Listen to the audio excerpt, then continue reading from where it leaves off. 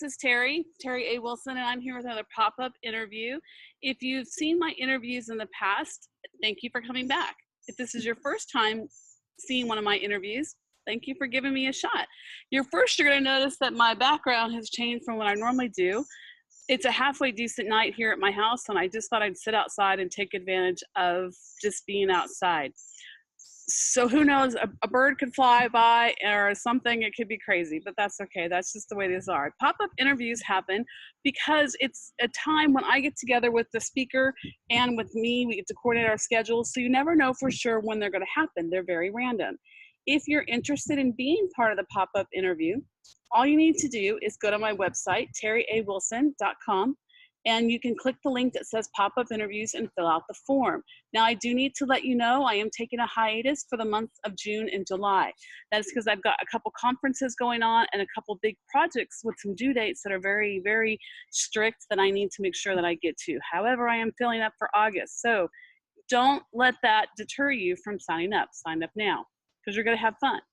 Because I have great guests, just like my guest for tonight. This is Beverly Ovalle. Did I say that correctly? Yes, yes. Awesome. This is Beverly, and she's going to tell us about all the great, wonderful things that she does, and I know you're going to love it. So go ahead and just click the thumbs up and click that bell right next to it and subscribe to this channel because it's great. I bet there are people. All right. Hey, Beverly, how are you tonight? I'm doing pretty good. Good. Why don't you tell us a little bit, first of all, about what you write?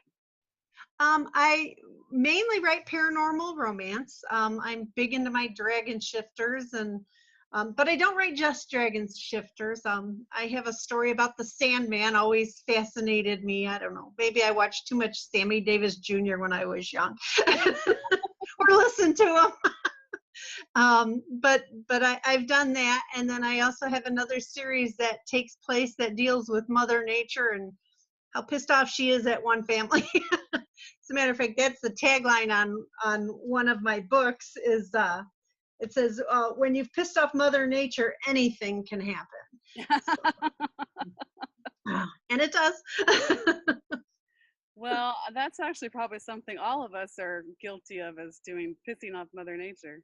Oh yeah, oh yeah, oh yeah. All the environmental stuff going on, and yeah. I thought I'd jump in. You know, a lot of romance authors do the swag and stuff. So I got a recyclable, or not recyclable, but reusable straws for one of my newest swag. I thought, oh, that was kind of cool. I like that idea. Where did you get those? I believe it was through Fort Imprint. Okay. I like using them because they're a local Wisconsin company. Okay. They're big, but they're just less than an hour drive from my house. Oh, not that I can pick it up, but oh yeah, wouldn't that be cool that you could save on shipping? Oh yeah, I know. I'll be there in 45 minutes. Just have it ready for me. Though honestly, the cost of gas now, it's really not. It's probably cheaper to have it shipped. Yeah, probably. That's a good point. So you, I have not heard of anybody who's written about the Sandman. Ah. Except the only thing I know about the Sandman in stories is the one that came out. Oh, they're usually horror stories. 4 or 5 years ago, the kids movie cartoon that came out. Mm-hmm. Yeah. Had like the Tooth Fairy and the Sandman and the Jack Frost, I think. Oh, okay. Yeah. That was funny. I think they had The Rock in it. Yeah. Yeah. So I'm curious. Tell me a little bit about that one. She dreams at night, and he happens to come to her in her dream. She'd moved away from home, got a job, was really lonely, hadn't made any friends. So every night he would come to her.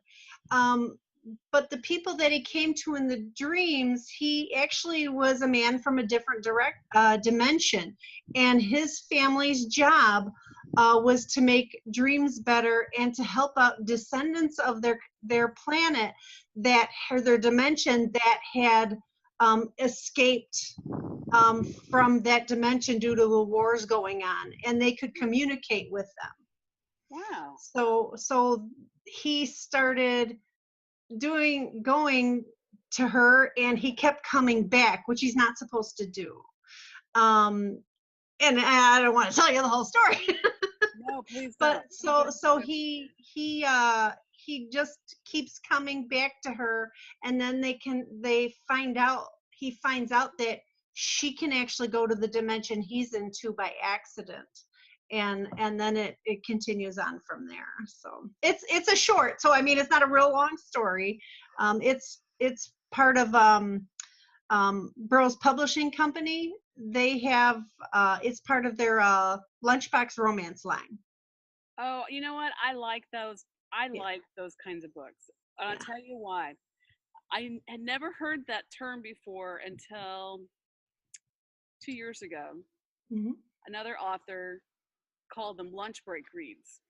Oh, Same yeah. concept.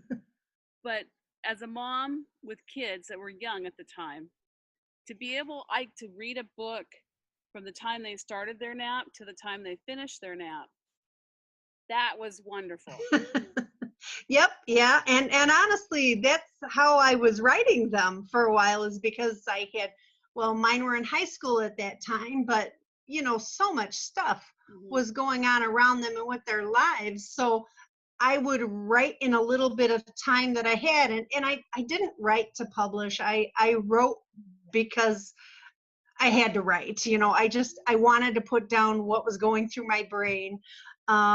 So this is actually my second one with Burroughs, because they were a new company, and they did one of these contests, and Hmm. everybody's always like, oh, don't enter a contest, never enter a contest. And I'm like, well, why not? What's it gonna hurt? So my girlfriend dared me to do it. It's the only reason I did it. She's like, you have to have something. I know you. We knew each other since high school. We both wrote. And I'm like, well, yeah, I do. So she dared me to send it in, and I couldn't resist a dare. I've gotten better at that as I've gotten older, but But then but it took but I like sent it in. years. Yeah. Yeah, I know, we're all like that. So neither of us won the contest. But we did end up with publishing contracts through them. Oh, So good. yeah, so it was fun, and I got the Sandman, and then a Dragon's Mate with them, which is a menage dragon shifter romance. So Okay. So the Dragon Shifter and the Sandman are two different stories. they're two different stories. Yeah, Okay. yeah, they're just both in the Lunchbox line that they have. So Okay. And then tell us a little bit about your paranormal romance, the Dragon Shifter. um, my dragon shifters, I actually have, I got them here just so I can remember, so I don't stutter and go uh. I have these two here. This is a series that I have out right now. This is a Dragon's Fated Heart. This one here, Finding Faith, just came out last week. Oh, congratulations. Oh, thank you. So and this, I'm so proud of it. It just arrived in the mail today. Just in time. Yeah. So Stealing Hope and Finding Faith are post-apocalyptic books. The man, as eventually we will probably do, and I'm a firm believer in that, will they pretty much destroyed themselves, and they were bombing. The United States was getting bombed. It was happening all over the world, and it woke up the volcanoes, which in turn woke up the dragon shifters. Okay. So and then I take it from there. These books are set like a few generations past that. So man's slowly getting back to that. But the skies are free. There's no airplanes anymore, because we pretty much brought ourselves back to the farmer's age. And they've lost a lot of the technology, with not enough people left in the countries to be able to travel around the world like they used to. Wow. So So, where did you come up with this idea? I'm like one of those closet preppers. So my husband shakes his head. Yes, I have a go bag hidden in the kitchen. Okay, so we'll have you back for an interview part 2, and we'll talk about that. So that just, the love of dragon shifters, and I had two pet Chinese water dragons at the time. They've since passed, but I've always been fascinated with dragons, and it's probably that my aunt got me reading with the Gothic romances. Right. That's why I started reading. When I was a little kid, I was like in fourth grade. So that type of thing has always interested me. And then combining it with my weird prepper stuff, yeah, they just came together. And I think that's awesome because, well, first of all, I'm dragons are my favorite shifters as well. So we're like this now, Beverly. We're Yeah. best friends. BFF forever. Sounds good to me. So, but what I find interesting is so many people that I've talked to, they talk about like, how can you come up with ideas to write your books? I can't ever come up with ideas. And I tell people to just take what you're doing, take your world, and come up with a story about what you're doing. Mhm. You know, like I think about, I have two kids, Mhm. and we homeschool, and I work out of the house. And so I think, well, what could have, I'm just a housewife or whatever. But then I think about, well, there was that show, Scarecrow and Mrs. King. She was a housewife, and they created a story around a housewife. Okay. So you can create stories just by the things that you do every single day. Yep. Yeah. And it's, sometimes I feel like, gosh, I read a ton. So sometimes I read to the detriment of my writing, but I like to read. So, and that's always, I've done it forever.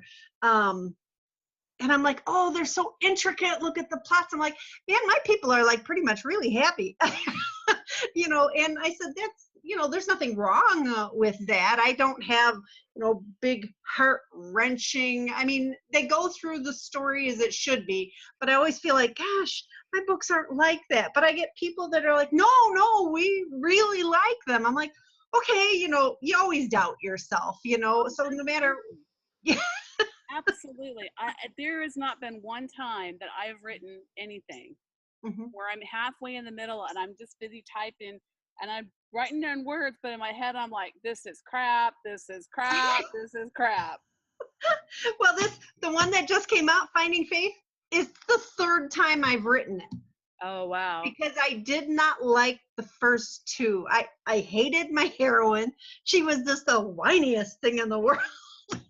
and I'm just like, so I scrapped two full books over 50,000 words.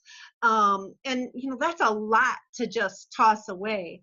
There actually were scenes that I kept, because I didn't throw away the manuscripts because there was a few issues and a few scenes in both of them that I knew worked, but I had to change my heroine, and even up until my editor, the hero, he's like, really, would he really do that? And I'm like, you know what, you're right, no, he wouldn't. So drafts, a whole bunch came out of it again.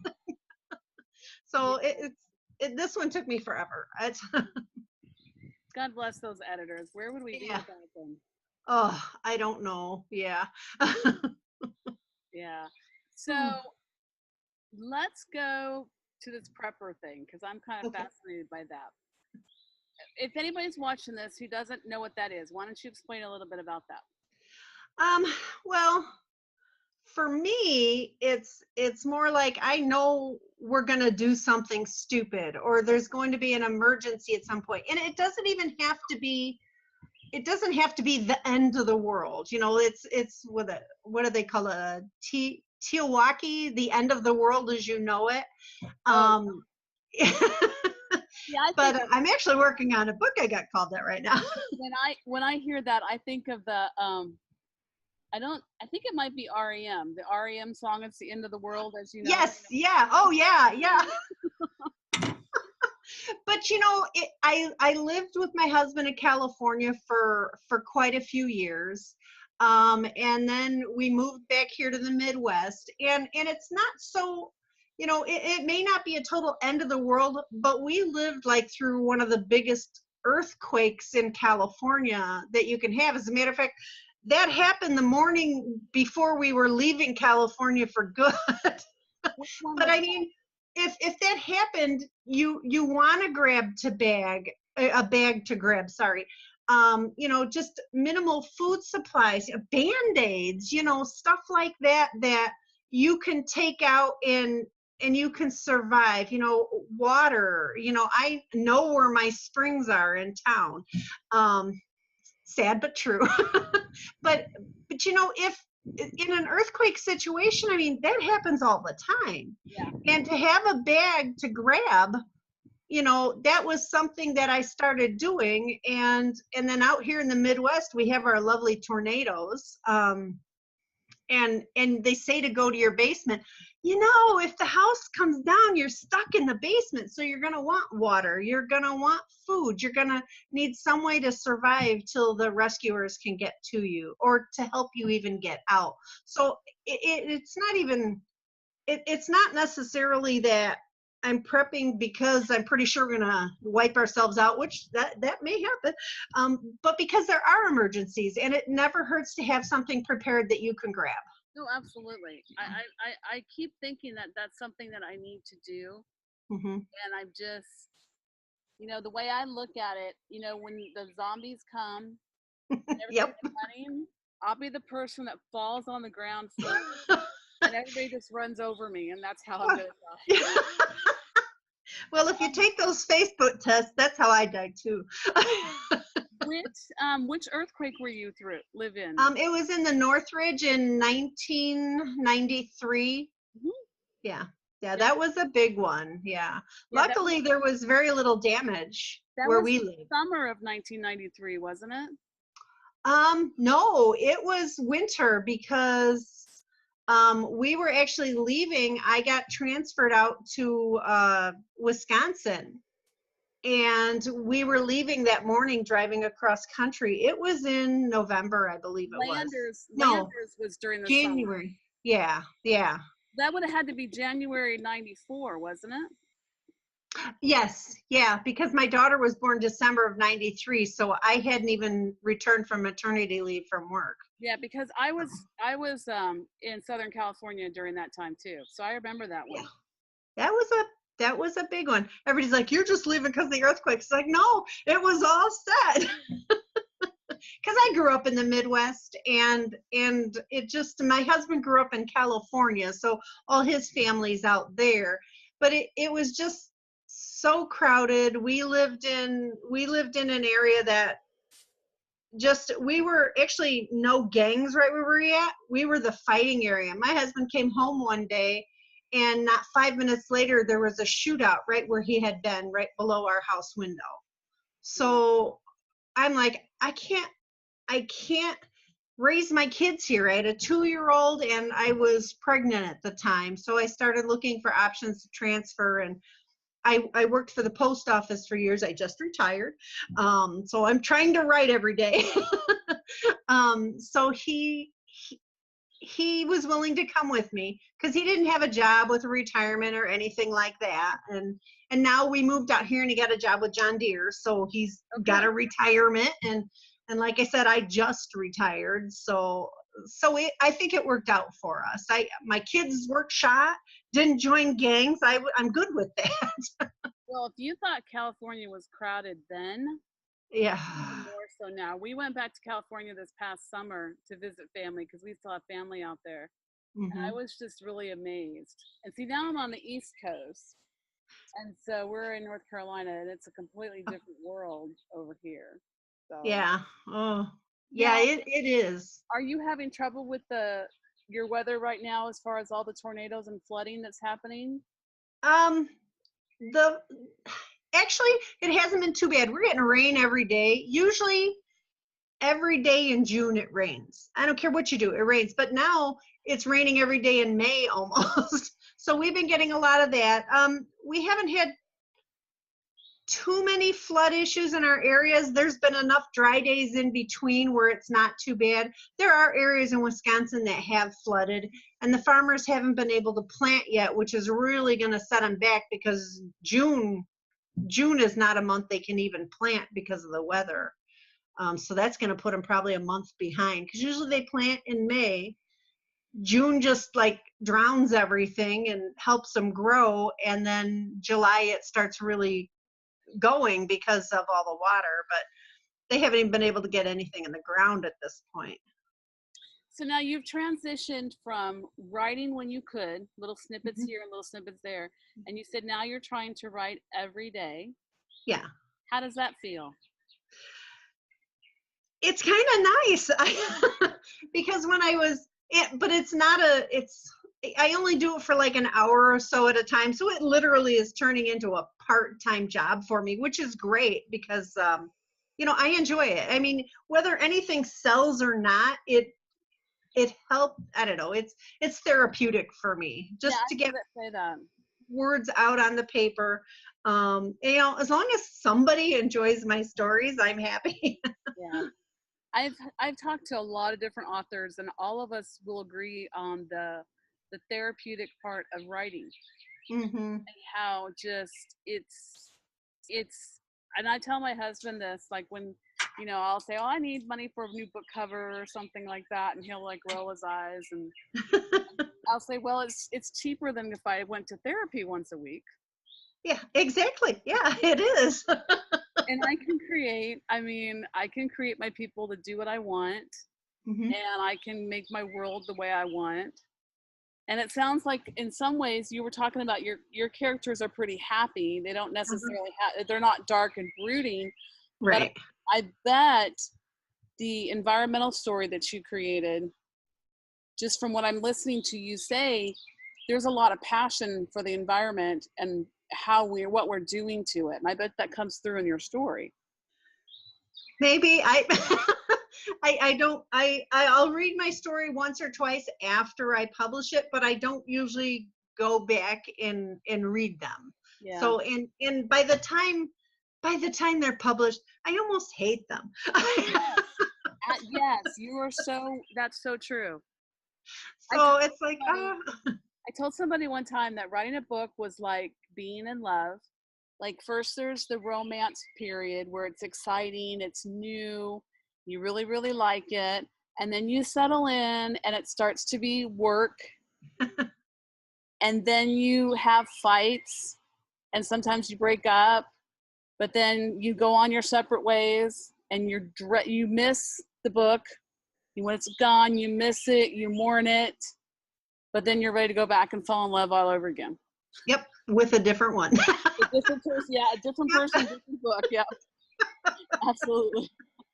Yep, yeah, yeah. And like I said, I read so many dragon shifter books, and it's like, so you got to make sure when you're writing it, one of the things I go back over is make sure I didn't put something down that I read in another book, and make sure that it's different.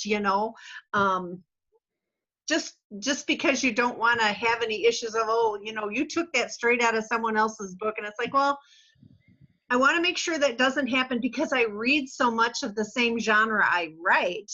And I'm always worried about that because there's always people accusing people of stuff whether they've done it or not, it Oh seems yeah. like. So, Oh yeah. but Do you find that reading the genre that you're writing, does it help you, or do you feel like sometimes it hurts you? nope, I really think it helps, especially if you get another author.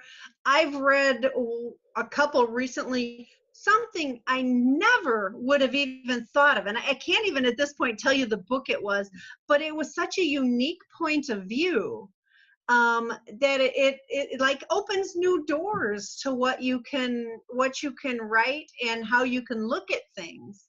And then sometimes it's just the words they use, the depth they bring to the characters, and it's like, I bet I could do better with my character. Yeah, it does challenge you to do better. Yeah, yeah. Yeah, sometimes I find though when I'm reading other people's stuff while I'm writing, I think, oh, mine's not as good as that. I didn't use that word. That was a better way of saying it. Oh, Oh, I hear you. I hear. yeah. That's So yeah. I do the same thing. Yeah. So it's I it's write fun par- though. I write paranormal romance, and I'm thinking that I need to start reading more science fiction because I'm never going to write science fiction. Oh, I don't think I will ever write science fiction. So I think well, there's I'll just start reading it and totally, because you're well, still there's science reading. fiction romance. Yeah. I know. I know, that's true. Romance has every genre in it. I don't care if you like romance or you like science fiction, you can find that. You like fantasy, you can find that. You like historical, you can find that. Well, and I think that's a good point to think about that. I think romance, there's always such a good story Mhm. in romance. And I think we as readers, that's what we're craving. We're craving these good stories. Mhm. Stories that move us, that take us out of where we are and puts us in some place that we want to be. Yes, yeah. And sometimes I'll read a regular book, not a romance. I don't know how else to describe it. And I'll be like, oh, I can see a romance forming between those two, but it never happens. And I'm like, oh, Yeah, maybe I should stick to my romance reading. yeah, it's almost a letdown. And it's just Oh, so funny when I think, because sometimes when I tell people that I write romance, they go, oh, like, oh, you write romance. mhm. And, but yet there's so many stories that, like what you said, every genre has a level of romance in it. Yeah. A subgenre, I guess would be the right way to say it. And even like dramas on TV, cop dramas and things like that, there are elements of romance in those stories. And just about everything. Yeah. Yeah. We just like the happily ever after or the happily for now. And, why not? Well, yeah, Yeah. it makes things a little bit easier. Hmm. So what are you going to work on next? Um, I'm actually working. Besides paranormal, I also write contemporary military, and this one I put on one of my blog posts. I says, "Well, I'm working on. It's called China Fleet Club, and it actually is the name. I spent 5 years in the Navy on a ship, so we went around the world a couple times, and I told him, I says, well, this book I'm writing, you'll have to determine what's fact or fiction. So, because it's got a lot of my exploits in it Oh, that I'm writing right now. Romances that I've seen happen in the military and just combining it all into one. I mean, it is fiction. And I'm not using any of the same names that I had there, though honestly, I was on a destroyer tender, so it was huge complement of crew. I'm sure that names I used were somewhere on that ship at one point, but that happens. So it's not the same person. So I'm working on that one right now, and I'm at a point where she feels betrayed because she sees him out with another woman in one of the other countries. So yeah, it's uh-oh. getting the I good always part. say, whenever I have kids in any of my stories, Hmm. I have used dialogue that I actually have had with my own kids in the stories. And I Yeah. know right now my kids aren't old enough to read what I write. We have an agreement. And well, I know one of these days if they ever read it, they're going to go through and go, oh, you told somebody I said that. And I'll be like, you know it's you.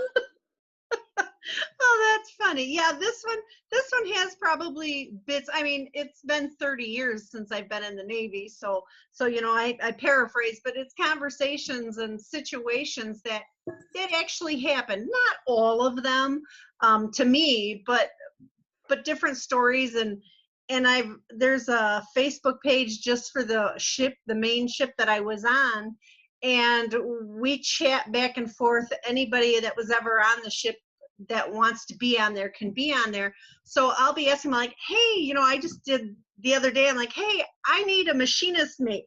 What the heck did you guys work on? I'm putting it in my story. So I mean, this conversation went on for 2 weeks while I tried to incorporate it in my book, Yeah. just to make sure I got what actually happened. Because if someone read it that was there, if it didn't make any sense, they'll be like, she doesn't know what she's talking about. So Yeah, and I think that's really good, and it's great to have those kinds of contacts. yeah, it is. Make friends with the police officer, make friends Yeah. with the doctor. Um, some kind of law person, those are Yep. good contacts to have so that you can ask questions. Yeah, and then there's another group I belong to on one of the Yahoo groups. It's called Romvets. Romvets. It's women romance writers that are all veterans or active duty. Oh, okay. So you can we pose questions on there all the time. Hey, I haven't been here in a long time. What would happen if this happens? There's nurses on there, doctors on there, lawyers on there. There's shore patrol or military police, whatever, because it's all branches. But the one requirement is that anybody that's on there is a romance writer and also is a active duty or veteran. So it's nice because it's a lot of people that you feel comfortable with. Because you have that common connection. Yep. Yeah. So Well, that's awesome. I'm looking forward. I'll have to stop what I'm doing and check all those things out. When you're writing these different stories, do you write multiple stories at the same time, or do you focus on just one at a time? I will jump if I'm really getting into a book, then that's the one I'm exclusively working on. That's why China Fleet Cup right now, I started the book in third person, which is what most of the books are, and I just got stuck. And I'm like, and then I started writing and realized I did it in first person. So I went back and changed it all to first person. And now it's flowing every time I sit in front of my computer. So, well, and that's good that you were able to make that change. oh, that was a long change. Well, but I'm sure it's going to make your story better. Yeah, I hope so. It feels, and like I said, this is one where some of the stuff is some of it's I've done, some of it's my friends done, some of it's I've made up from stories I've heard. So it feels like I'm doing it, or I'm doing it again if I did it in the first place. That's why I'm like, well, you got to figure out what's truth and what's fiction. Well, yeah. Well, we're going to do that then. Yeah. And that one actually, most of my books are erotic or very sensual. And one of the other military books I wrote was more of a sweet romance, and I'm thinking I'm going to keep this one that way too, because the situations that's how it's working. So it's like, well, something a little different. Well, and there are plenty of readers out there who are looking for the sweet romance, Oh yeah. the closed door romances, Mm-hmm. or fade. I guess it's fade to black is what they call, or something. Yeah. And then there are readers who want to have the erotic stories, the Mm-hmm. sensual stories, the steamy stories. Yeah.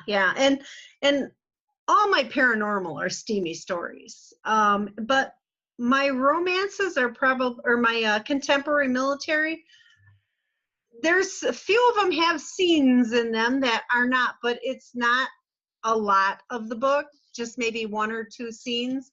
But sometimes it doesn't fit into the story. I said I'm either one extreme or the other. Well, it It works. happens. You're catering to a broad audience, and that's good. Yeah. So, but Well, Beverly, our time is up. If you okay. can believe it, it went so fast. It did. Thank you for coming. Thank you for not coming. You're not in my backyard, but you're here with me, and I appreciate that. Well, I appreciate your having me on. It was fun. Glad we finally made it amongst all our other. Yes, I was actually supposed to meet with Beverly 2 weeks ago, but one of my children decided to take a tumble off of her skateboard, and we thought she had a broken finger, so that was lots of fun. Yeah. And then my AMVETS meeting came in the way too the next week. So yeah, well, I'm glad we finally connected. Yeah, I'm glad we did too. Actually, today I'm missing my granddaughter's 3K graduation. I'm like, seriously? 3-year-old kindergarten. Yeah, I know. I'm like, Grandma's got something else to do. Okay. She didn't care. Well, thank you. I guess. No, no, it's okay. Believe me, you're sitting in a crowded gym with people packed. I'd be just like, I want out. Thank you, everybody, for coming and watching another one of my pop-up interviews. The best way to find out about pop-up interviews is to subscribe to this channel. So subscribe, hit the subscribe button, hit the bell button right next to it so you get a notification every time I publish a video. You can go to my website, terriawilson.com, and hit the pop-up video link, and you can fill out the form if you'd like to be on one of my interviews. I will make sure and post all of Beverly's information down in the description below, so you can go out and buy all these books about the Sandman and the people who piss off Mother Nature and the militaries and the dragons, because I know that's going to keep me busy for the summer. So you can go check all out her books. Thank you again, and thank everybody for coming out and watching. All right. Thank you, Terri. All right.